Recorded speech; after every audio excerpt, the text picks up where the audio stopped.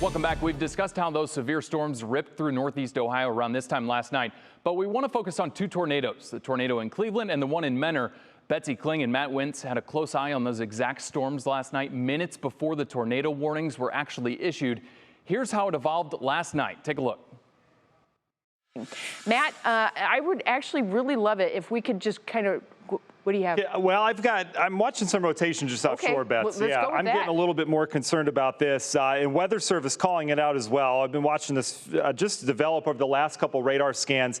There's a little rotation couplet out over the lake right now, all right? This is just offshore from Bay Village, just offshore from Lakewood, so it's out over the lake right now. It's this right here that I've got my eyes on. There's another one out here. The problem with that, I mean, it's a marine problem right now, but as we track this in, I mean, this would come right into downtown Cleveland here over the next probably 5 minutes or so. Right, and what an incredible job. We bring in senior meteorologist Matt Wintz now. When you take a look at what happened last night, when those tornado warnings were issued, we were on our way into downtown Cleveland from Lake County, and you were talking about that specific threat coming into Cleveland, and literally seconds later, it developed into a warning. Right. Yeah. I mean, there's several radars that we're looking at, Neil, during this coverage. And, you know, when Betsy's running the green screen, some behind the scenes look, you know, I'm looking at the wind radar and things she can't look at on air.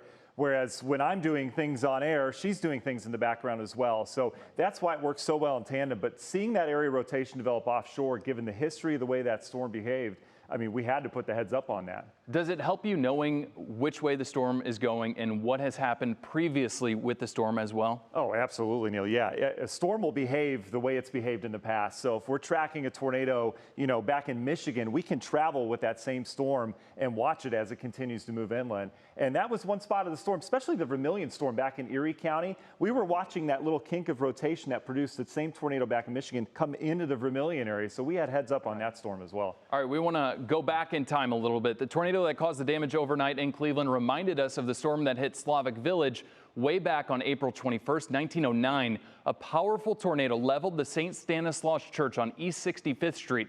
High winds toppled the steeples of the church, causing debris to damage the nearby school. From what weather records show, this was the first time and last time the east side of Cleveland had ever seen this type of severe weather. So the question really is, are metropolitan areas out when it comes to severe weather? That's a really good question. Neil, I think that's a myth. I mean, people say, you know, hey, we live in a city, tornadoes avoid big buildings or the urban heat island, whatever it is. Do we really think a 50,000-foot thunderstorm cares about a little tiny building down below? The fact is, if you get a tornado, I mean, think about your backyard. That's one spot, right? How many times has your backyard seen a tornado? Not very often, right? Tornadoes aren't huge. They don't take up a whole city. So tornadoes hit cities, all right? They can hit cities, they can hit anywhere. Nothing keeps it safe from that. It's just the rarity of a tornado hitting an exact spot is very low. Interesting. And one thing I want to point out, we talked about it earlier, real quick, tornado sirens. I didn't hear any last night, but you mentioned why I might not be hearing any. Right. People say, you know, I didn't hear the tornado sirens. Tornado sirens were never designed for you to hear inside, all right? They're not meant to hear in the house. That is not the way you get your warning. You want to make sure you have either an app nowadays. There used to be a no weather radio, which is still good, right?